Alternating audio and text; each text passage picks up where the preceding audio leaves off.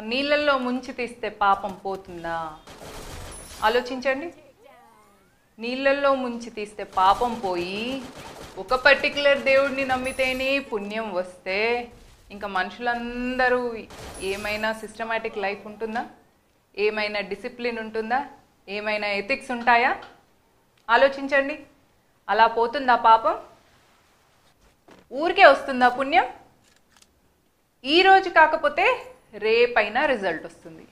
ఈ జన్మలో కాకపోతే నెక్స్ట్ జన్మలో అయినా మీరు చేసిన వాటికి ఫలితం మీరు అనుభవించాల్సిందే. పూర్వజన్మలో అయినా, ఈ జన్మలో అయినా, వచ్చే జన్మలో అయినా.